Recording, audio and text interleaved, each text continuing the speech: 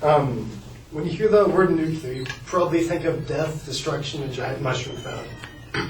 That's because whenever people talk about nuclear technology in the news, it always has to do with a recent tragedy like the one recently in Japan, or any nuclear testing that automatically leads to death and destruction. I'd like to make the case that nuclear power, so that's nuclear technology used for supplying energy, is a safe form of alternative energy. And by safe, I mean that it's that serious accidents are avoidable, and the risk of danger on a day-to-day basis is not significant. I say this because nuclear accidents are very rare.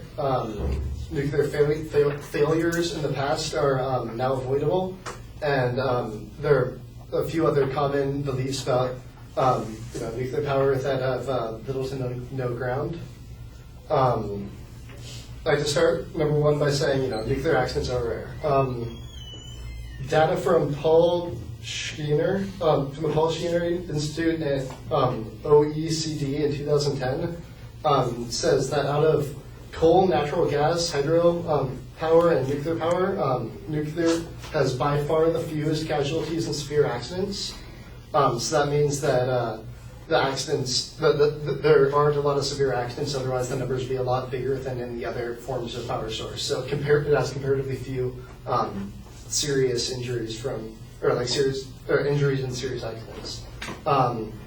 There are a few major accidents, though, that need to be addressed, but there's only been 2 that have gotten a rating of 7, which is considered, a major crisis, and that's Chernobyl and the recent one in Japan.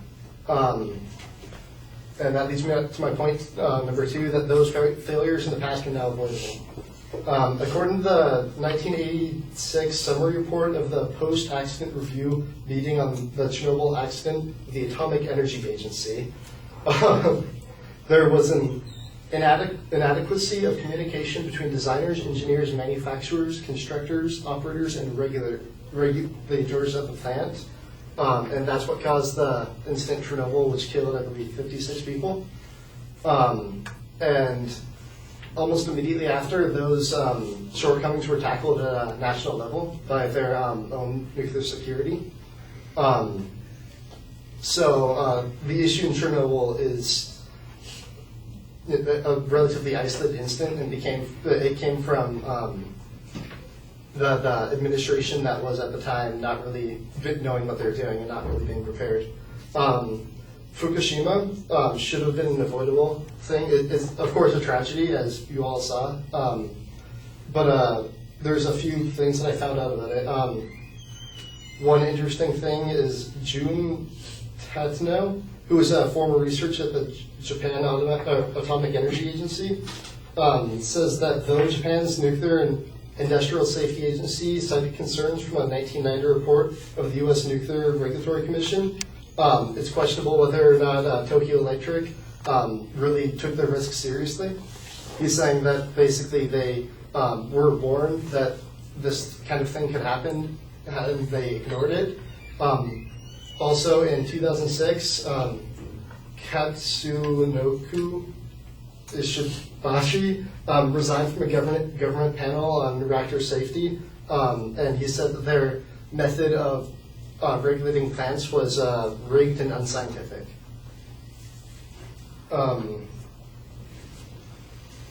My third point is that other common nuclear-related fears have little to no ground.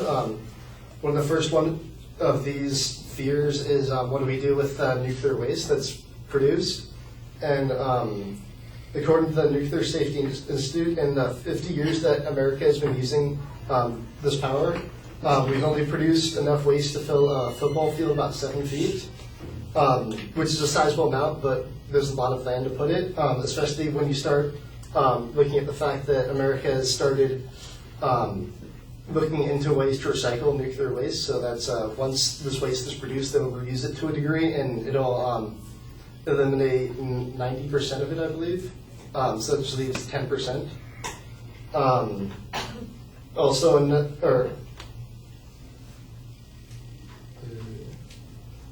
another fear is that nuclear power plants are an easy target for terrorism, and that isn't really true.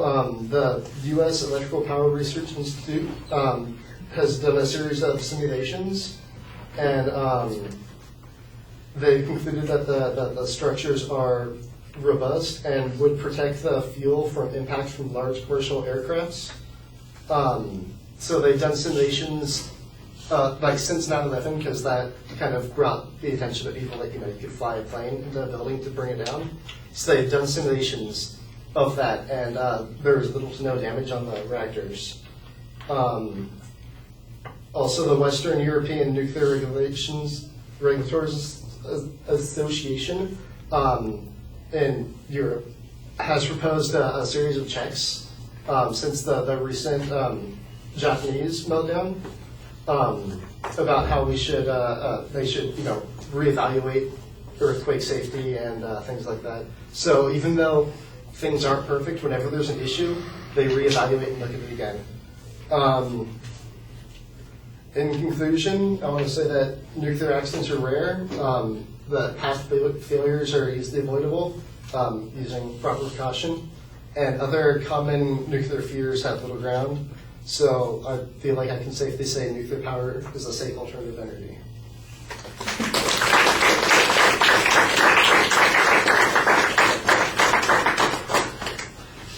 All right, Kevin, all the structural things are fine. You've got a clearly stated claim. You do a pretty good job outlining the criteria and the supporting points at the beginning. I think you could cite the secondary claims a little bit more on the in the preview. It really feels like they're kind of presented as part of the criteria that you're going to give us instead of this is a preview of what the structure is going to be. After that, though, you did a pretty solid job signposting them as you got to them. The first 2 points basically are attempts to diminish the negative examples, and I think your explanation on them is okay. Since the Japanese situation is fluid and we don't know what the ultimate outcome is going to be, it might be a little bit premature to be making the conclusions that you're talking about. Your inference largely seems to be that it was foreseeable and preventable, and I'm not sure that that's exactly what your evidence says. The evidence seems to imply that they knew that there were problems. I'm not sure that they knew that they had these particular problems. And the stuff that it's preventable, I think that needed a little bit more development. The third point basically is the traditional kinds of issues that you're talking about. I didn't hear much information about the waste products or the reprocessing, recycling that you talked about. I didn't hear any source citations being presented on any of that. That's largely assumed. And the source citation on the terrorist attack is a little vague also, so it could be a little sharper. But once again, the structure is very clear and easy to follow. All right, thank you.